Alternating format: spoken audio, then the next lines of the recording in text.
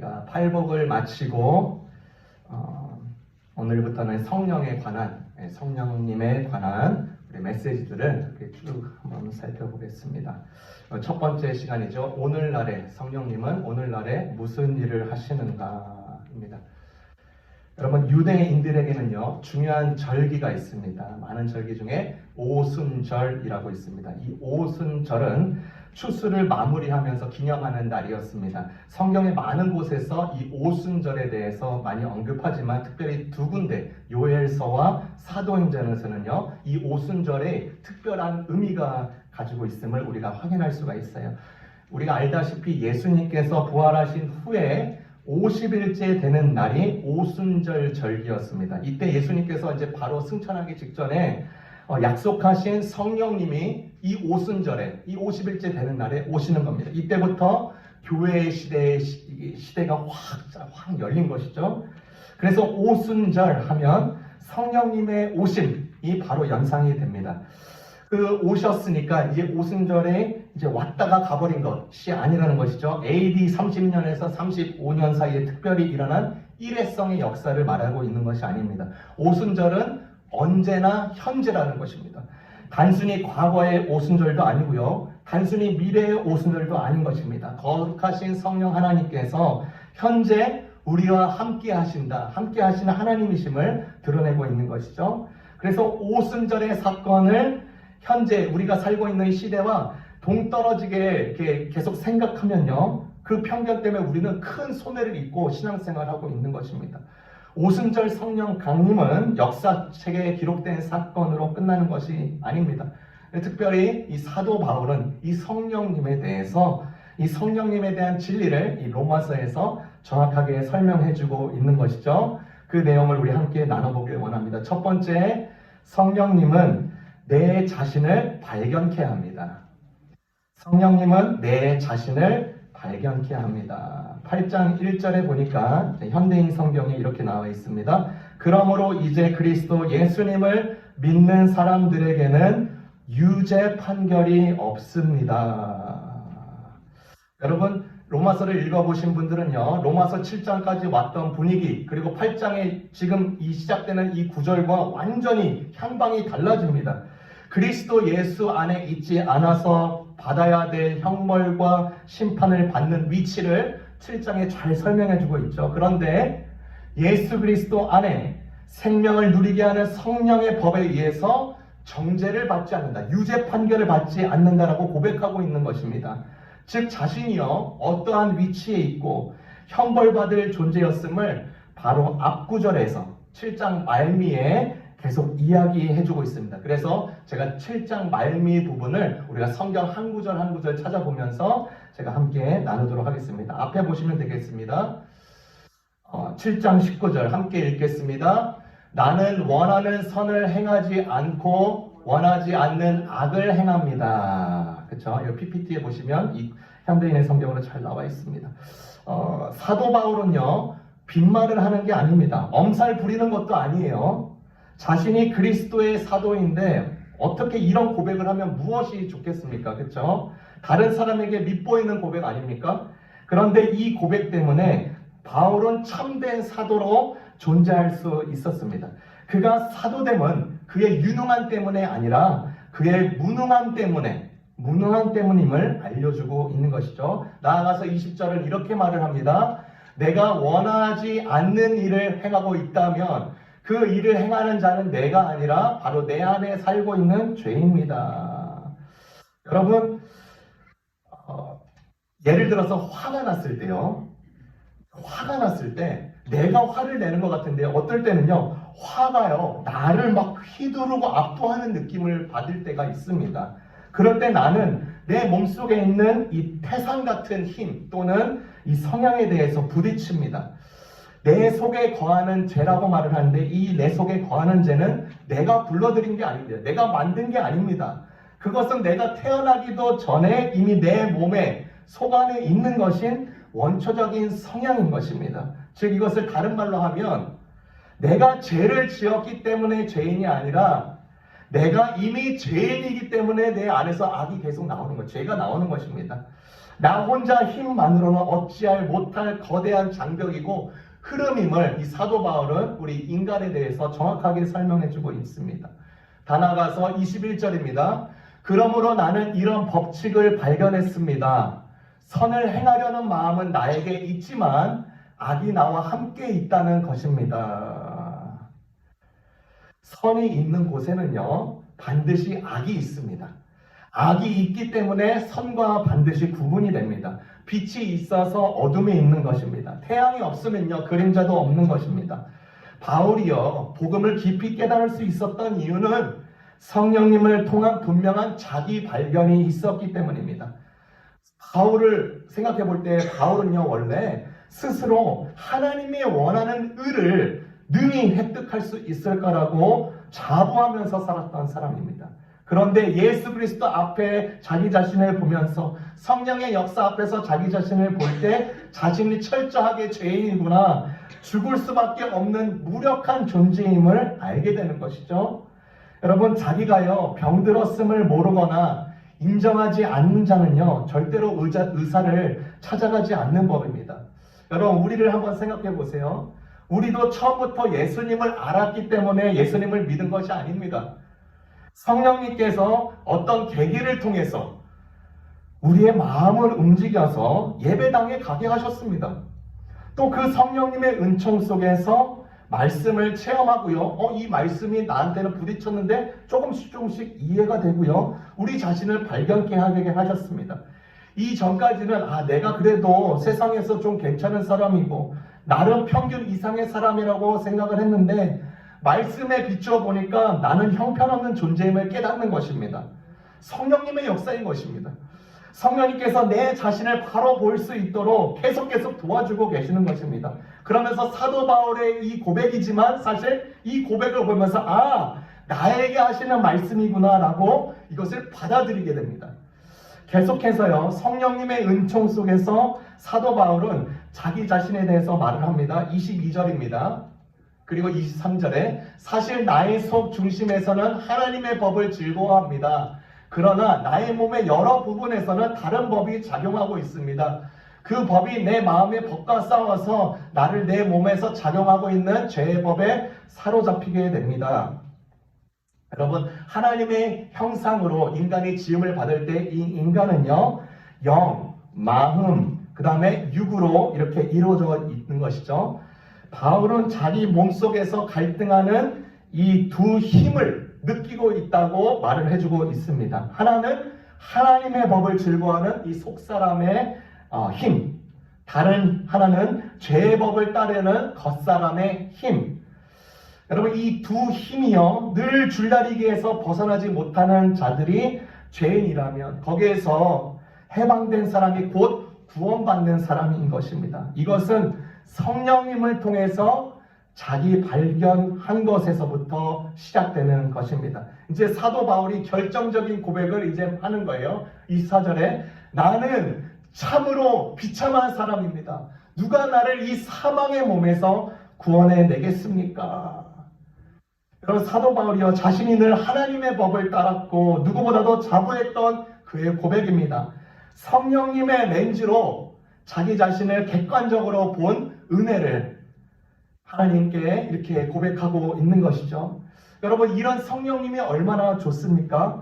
내 스스로를 죄인으로 보게 해주신 것만으로도 굉장한 감사이고 굉장한 은혜인 것입니다.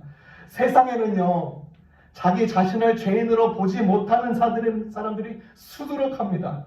자신의 죄를 진지하게 생각하지 않으니까 예수님이라는 자애를 더 이상 필요로 하지 않아요. 찾아가지도 않습니다. 그리고 심지어 어떤 사람들은 철학의 개념으로 나를 보고 판단하고 분석하는 자들이 있습니다. 나는 생각하니까 나는 존재한다. 내 감정이 있으니까 나는 나다. 모든 철학을 렌즈를 갖고 와가지고 자기 자신을 진단하는 것입니다. 그런데 그것이 하나님의 입장에서 맞는 판단이라면 얼마나 좋겠습니까? 헛된 렌즈로 자신의 발견 때문에 수십 년을 그리고 인생 말미까지 목숨을 다할 때까지 그렇게 살아가는 사람들이 많습니다. 여러분, 성령님만이 정말로 성령님만이 나를 진정으로 보게 해주시는 분이신 것입니다. 성령님은 내 자신을 발견케 할 뿐만 아니라, 진단을 한 것이죠. 내 자신을 보게 할 뿐만 아니라 무슨 일까지 하신대요. 그것이 두 번째 내용입니다. 처방을 하시는 거죠. 두 번째 내용, 성령님은 죄와 사망의 법에서 해방케 하십니다. 성령님은 죄와 사망의 법에서 해방케 하신다. 8장 2절에 보니까 이것은 그리스도 예수님을 통해서 생명을 주시는 성령님의 능력이 죄와 죽음의 굴레에서 여러분을 해방시켜 주셨기 때문입니다. 여러분, 여기서 중요한 단어가요, 해방입니다. 생명의 법이 사망의 법을 폐지하지 않고요, 사망의 법에서 해방한다고 전하고 있습니다. 죄의 법, 사망의 법은요, 여전히 이 땅에서 효력을 미치면서 사람들을 죽음으로 몰아갑니다. 우리가 피지컬적으로 볼까요? 이스라엘 전쟁 선포한 사람들을 보십시오. 죄의 법, 사망의 법에서 여전히 이 땅에서 효력을 미치고 있는 것입니다. 폐지된 게 아니에요. 그런데 우리 믿는 자들은 이것에서 해방되었다. 하나님께서 당신 외아들을 세상에 보내주신 것은 지금 여기 있는 김문, 그리고 여러분의 생명을 주시는 성령의 법으로 하여금 사망의 몸에서 건지기 위하여서 성령 하나님이 역사하시는 것입니다. 그래서 사망의 법이 아무리 흥황하고 기세등등하고 위협할지라도 그리스도 예수 안에 있는 사람은 그 영향력에서 완전히 벗어난다는 이야기입니다. 이 예가요, 구약성경에 아주 정확하게 나옵니다. 출애굽한 우리 이스라엘 백성들입니다. 출애굽한 이스라엘 백성들이요, 홍해를 건널 때를 생각해 보세요. 이 홍해의 중심에 있는 것입니다. 이 홍해는 이스라엘 백성들에게는 생명의 바다였습니다. 그곳을 지나야만 목숨을 부지하는 것이에요. 그런데 애국 군대가 뒤따라올 때, 이 홍해를 지날 때 그들에게는 그곳이 죽음의 바다가 되었습니다. 아니, 같은 바다고 같은 시간이고 같은 장소인데 어째서 이스라엘 백성에게는 생명의 바다가 되고 애국 군대에게는 죽음의 바다가 됩니까? 같은 장소, 같은 시간, 같은 바다인데요. 이스라엘 백성들은 하나님의 말씀을 붙들고 따라 가나안을 향해 갔을 때, 그렇기 때문에 생명의 성령의 법이 그들을 지키고 있는 것입니다. 애국 사람들은 하나님의 말씀을 등지고 있기 때문에 사망의 법에 따라서 심판의 형벌을 그곳 한가운데서 받고 있는 것입니다. 그래서요, 여러분, 같은 현장에 있을지라도요, 성령의 법 안에 있느냐, 죄의 법에 속하느냐에 따라서 그 결과는요, 생명과 사망으로 갈라지는 것을 우리는 이스라엘 백성들을 통해서 잘 알게 되는 것입니다. 여러분, 예수님을 보십시오. 예수님이요, 하나님의 말씀을 따라서 골고다 언덕길을 향했습니다. 그의 십자가가 개죽음처럼 죽었습니까? 끝났습니까? 아닙니다. 생명의 성령의 법이 그를 붙들었습니다. 그래서 부활이 그의 증거가 되는 것입니다. 고로 그를 영접하는 모든 자는 이 성령의 법 아래 있게 된다라는 것입니다. 유죄 판결에서 벗어난다라는 것입니다. 여러분, 아프리카 흑인 노예가요, 아메리카 대륙으로 들어온 것이 16세기서부터였습니다. 미국에서 이제 노예 제도를 시행한 지 이제 200년이 넘었을 때의 일입니다. 믿음의 사람 링컨이요, 젊었을 때 뉴 올리언스에 있는 노예 시장에 거기 가서 구경을 하는 것입니다. 그때는 미국에서 흑인을 그냥 노예로 사용하는 때였고, 그 다음에 흑인들이 그냥 마치 다른 상품처럼 흥정해서 팔고 사고 하는데, 이 젊은 링컨이 그 모습을 보고 있는 것입니다. 그 모습을 보고 있는데 한 가족들이 있습니다. 그 한 가족인데 아버지는요, 저기 딴 집에 팔려가고, 어머님은 저쪽 집에 팔려가고, 큰딸은 다른 집으로 팔려가는 비참한 광경을 보기 시작합니다. 서로 갈라져서 따로 흐트러질 때 목을 껴안고 울면서 떨어지지 않으려고 어쩔 수 없이 계속 바둥바둥 하는데, 그렇게 결국은 온 가족이 분산되는 광경을 이 링컨은 직접 보는 것이죠. 링컨이요, 이제 계속 중년이 되면서 이 젊은 시절에 보았던 이 광경이 자기의 머릿속에서 떠나지가 않는 것입니다. 사망의 법에 의해서 사람답게 살지 못하는 이 모든 것이 잘못되었거나 여겼고요. 그가 대통령이 된 이후에 1963년 1월 1일 날 미국 노예 해방 선언을 합니다. 그에게 있었던 이 생명을 누리게 하는 이 성령의 법이요, 그 자신 링컨뿐만 아니라 더 크게 사회 국가를 위하여서 그렇게 그냥 둘 수가 없는 것이었습니다. 성령님의 역사인 것입니다. 여러분, 성령님은요, 우리의 삶 속에 들어오면 성령님은 반드시 일하십니다. 무슨 일을 하세요? 무언가는 반드시 일하십니다. 성령님은 단지 감정적인 감상, 또 기분에 따라서 상태나 존재하는 우리의 일시적인 그런 존재가 아니라는 것입니다. 성령님은 우리가 그리스도의 제자로서 감당해야 될 그 모든 사역들, 사명들을 이룰 수 있도록 여전히 우리를 뒤에서 밀어주시고 앞에서 이끌어주시고 호위하시고 영광을 부어주시고 도와주시고 지혜를 주십니다. 생명이 있어야 될 그곳에 반드시 생명을 전달하시는 분이신 것이죠. 제가 우리 교회에서 국내 선교 이제 자그마한 한 구자죠. 그러니까 그 한 구자를 저희가 이렇게 서포트를 하고 있는 시냇가 교회가 있습니다. 이 시냇가 교회는 쪽방촌이라고 하죠. 쪽방촌. 예.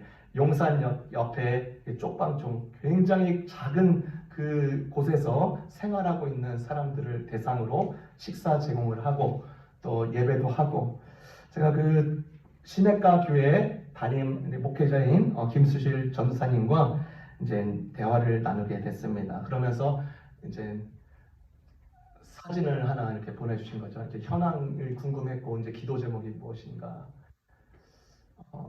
이렇게 사는 것입니다. 네. 부엌도 없어요. 네. 부엌이 어디 있어요? 네. 브루스타도 저거 굉장히 좋은 건데 잘 구하셨네요. 구하셔가지고 저렇게 먹는 것입니다.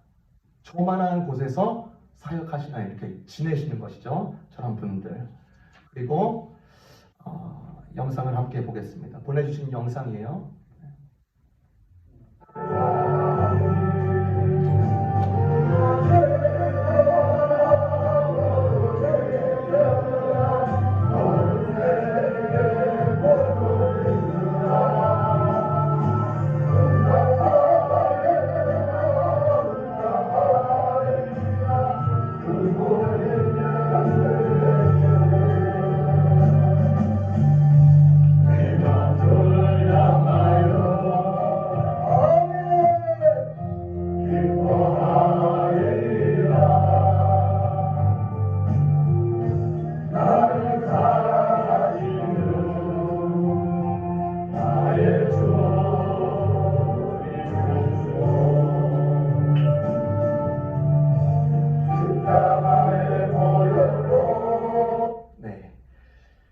이 상황을 이제 보여주죠. 저게 건물의 모든 그 구격이 다입니다. 저분들이 다 이제 쪽방촌에서 사시는 것이고, 그래서 그 모든 카톡 내용을 통해서 제가 전달받은 내용을 제가 그대로 한번 읽어드리겠습니다. 목사님, 작은 교회예요. 그런데도 성도들이요, 주님의 만지심과 성령의 돌보심과 역사로 함께하고 있고요. 저희가 저녁 6시에는 저녁을 제공하고요. 7시에 예배를 드립니다.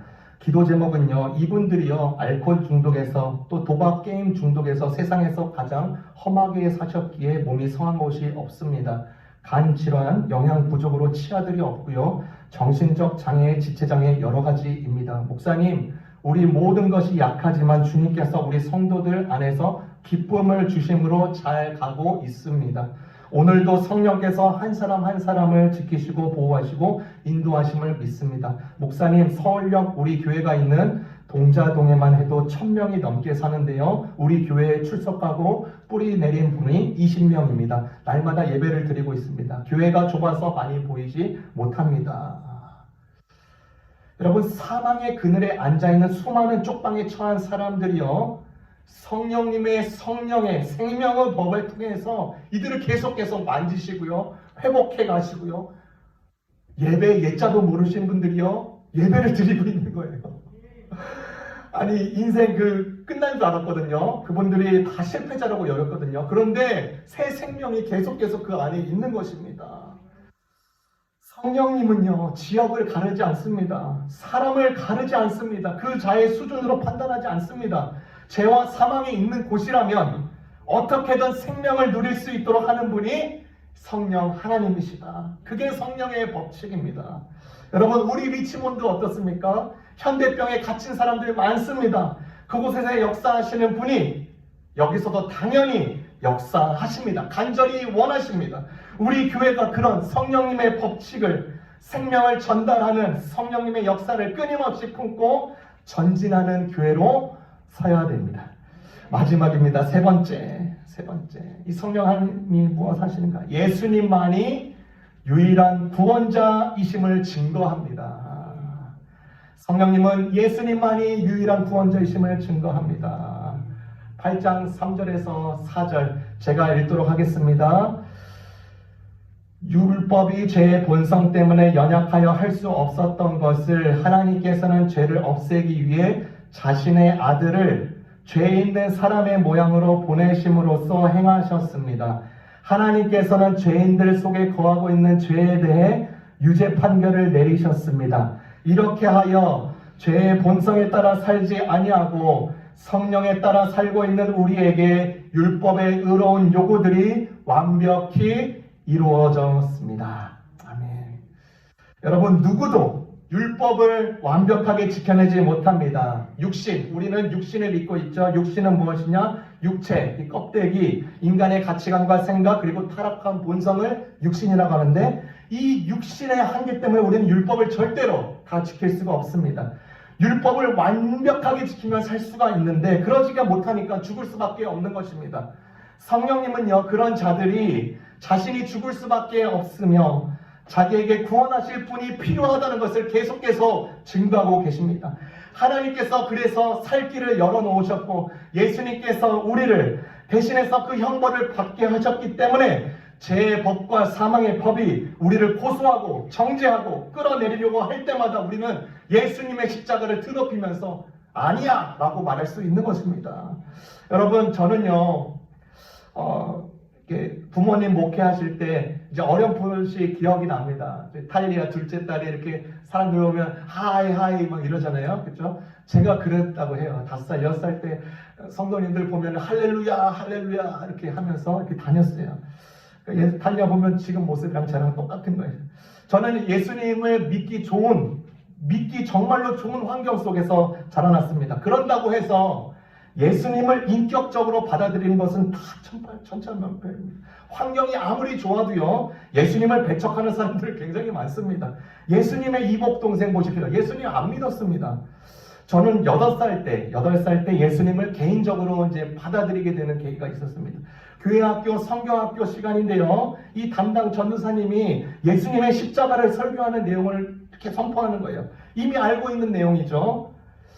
그래서 제 속에 이미 알고 있으니까 따분한 생각도 들고, 그 사람이 죽는데 나랑 무슨 상관이야 라는 것이 여기까지 나가는 것입니다. 그런데 참 희한합니다. 이 설교가 끝나고 기도하는데 그분의 죽음이 내 죽음으로 받아들여지는 거예요. 여러분, 믿어지는 겁니다. 믿어지는 거예요. 내가 믿는 게 아니라 믿어지는 겁니다. 그래서 혹시나 저는 그 생각이 좀 잘못된 것일 수도 있으니까, 어리니까 뭣도 모르니까 그랬겠지 했습니다. 만약에 이 믿음이 가짜라면 언젠가 없어지겠지라고 생각을 했습니다. 그런데 그 믿음이 사라지지가 않는 것입니다. 오히려 조금씩 더 자라나는 것입니다. 성경도 보고요, 기도도 하고요, 전도도 하고, 가정예배 드리고, 믿음이요 확신으로 계속 일어나기 시작합니다. 지금 돌이켜보면 성령님께서 예수님이 진짜 유일한 구원자이심을 내 속에 계속 가르쳐 주시고 그것을 지키셨다라는 그것이 생각이 듭니다. 여러분, 세상 사람들을 보십시오. 세상 사람들 다양한 곳에서 그들만의 구원을 찾습니다. 그 중 하나가 종교를 통해서 그렇습니다. 제가 학생 때 무슬림 동료와 이슬람을 이렇게 따르는 무슬림이죠. 그 무슬림과 동료와 이제 대화를 할 수가 있었습니다. 제가 물어봤습니다. 너희가 신이라고 말하는 이 알라는 평상시에 이 무슬림 사람들을 볼 때 어떤 태도를 취하냐? 라고 물어봤는데 단순하게 이렇게 말을 하더군요. 너 TV 보지? 알라는 리모컨 들고 단순하게 이렇게 보면서 TV 보듯이 우리 무슬림들을 보고 있다는 것입니다. 나는 크리스찬이고요. 저는 이제 크리스찬이고 이 친구에게 어떻게든 이 복음을 잘못된 것을 전달하려고 그래서 이제 하려고 하는데 이 친구가 저한테 그렇게 하는 거예요. 너는 아브라함과 이삭의 줄기지 나는 우리 무슬림은 아브라함과 이스마엘의 줄기야 라고 이렇게 말을 하는 거예요. 여러분 이스마엘 아시죠? 이스마엘은 아브라함의 서자입니다. 그 이스마엘이라는 이름이 특별합니다. 그 특별한 이유는 하나님께서 직접 지어주신 첫 번째 인물이기 때문입니다. 그 이름의 뜻이 고통을 들으신다라는 뜻이에요. 그래서 제가 너의 이스마엘 줄기라고 하니까 그래서 그러면 알라는 너의 고통을 들으시냐라고 물었어요. 그랬더니 아니 안 들어. 그렇게 말하는 거예요. 아니 이스마엘의 후손인데 왜 고통을 안 들어주냐. 이제 그 이유를 설명하는 것입니다. 알라는 너무나도 큰 존재이고 우리는 벌레 같은 존재이기 때문에 안 들으신다는 거예요. 우리의 작은 고통을 신경을 쓰지 않는다는 거예요. 너 집안에 개미 있지? 너 그 개미가 고통받을 때 그 고통 듣냐? 똑같은 거야. 알라도 마찬가지야. 이렇게 설명을 하는 거예요. 그래서 제가 물어보는 거예요. 그러면 알라 왜 믿냐? 그랬더니 우리 증조 할아버지, 아버지 다 무슬림이다. 바꿀 수가 없어. 이라는 거예요. 그래서 제가 또 물어봐요. 야, 그럼 나 알라 믿는 거 너무 줏대없는 거 아니냐? 그럼 도대체 왜 계속 그렇게 사는 거야? 그러니까 천국 가려고 믿는다. 아니 그래서 천국 왜 가려고 하냐? 라고 물어봤더니 그곳엔 알라가 없으니까 라고 해요. 물음표가 막 100만 개가 뜨는 천국에 알라가 없다고? 현세에는 알라가 나를 지켜보고 있고 확인하고 열심히 꿀한 대로 살고 있는지 여부를 판단하는데 천국 가면 알라가 없으니까 그곳에 어떻게든 가려고 한다는 것이에요. 거기 천국은 어떠냐라고 물어봤더니 술로 만든 강이 있대요. 여러분 이슬람들은요 술 금지되어 있습니다. 그러니까 그곳에 가서 술 마음껏 마신다는 거예요. 그리고 그 옆에 강가 옆에 아주 이쁜 천사들이 많이 있다는 것입니다. 여러분 알라가 만든 천국을 가려고 하는데 알라를 보기 싫어서 천국에 간다는 것입니다. 얼마나 큰 모순입니까? 그럼 너희 신은 경찰처럼 단지 무슬림들을 지켜보고 있는 것일 뿐 고통도 듣지도 않고 해결책을 주지도 않고 결론적으로 알라는 그들에게 해준 게 아무것도 없다는 이 결론으로 흘러버렸어요. 대화 속에서. 이런 결론이 흘렀는데 제가요 예수를 믿는 것을 알고 있으니까 한마디를 하는 것입니다. 너가 믿는 것은 실패한 종교를 믿는 거야. 그래서 그 이유를 설명을 해주는데요. 첫 번째 왜 그러냐? 예수는 십자가에 달리지 않았다는 것입니다. 예수님께서 십자가에 달려서 돌아가시기 직전에 알라가 이 예수라는 자가 무죄한 것을 아니까 가룟 유다랑 바꿔서 가룟 유다가 십자가에 달려 돌아갔다는 겁니다. 두 번째 왜 실패했다고 말을 하는가? 알라는 아들이 없다는 것입니다. 부인이 없으니까 예수는 그저 그냥 있는 자, 그냥 선생과 같은 자라는 것입니다. 얼마나 무섭습니까? 얼마나 불쌍합니까? 자기의 입맛대로 모든 진리를 바꾸어 버렸습니다. 이것이 AD 600년 때부터 흘러온 그들의 신앙이었습니다. 알라라는 신을 믿으면서 어떠한 은혜도 어떠한 호의도 받지 못하면서 해준 것도 없는 그런 신입니다. 그런데 철저하게 알라를 위해서 내가 무슨 일을 하고 착하게 살고 꿀한 대로 살아야지 은택을 입는다고. 그래서 나는 천국 갈 거야. 여러분 반면 하나님은 어떠십니까? 그의 아들을 희생시키셨습니다. 예수님 외에 어느 누가 인간의 고통에 들어오셨습니까? 예수님 외에 어느 누가 사람의 내면을 알아주십니까? 예수님 외에 누가 진정 구원자이십니까? 여러분 믿는 자들이 예수님을 믿을 때 무엇을 믿는 것입니까? 이것이 굉장히 중요한데 We are saved by grace alone, through faith alone, in Christ alone, according to the scripture alone, for the glory of God alone. 어떻게 해요? 우리는 구원받았는데 은혜로서 구원받았고 그리고 믿음으로써 구원받았고 예수 그리스도 안에서만 구원받았고 그것이 성경대로였고 그리고 우리가 살아가는 것이 오직 하나님의 영광만을 위해서 이 땅에 살고 있다. 이것을 믿는 자인 것입니다. 여러분 전 세계적으로요 예수님을 믿는 자들이 계속 늘어나고 있습니다. 5년, 10년 전만 해도요 약 12억 명이 예수를 믿는 자가 통계가 확인되었는데요 현재는 약 23억. 어마어마한 숫자입니다. 어마어마하게 올라오고 있어요. 왜 그렇습니까? 유일한 구원자 되신 예수님 외에는 다른 길이 없음을 인정하고 오는 것입니다. 여러분, 인도네시아 아시죠? 인도네시아는 무슬림으로 굉장히 강력한 나라입니다. 무슬림권 나라입니다.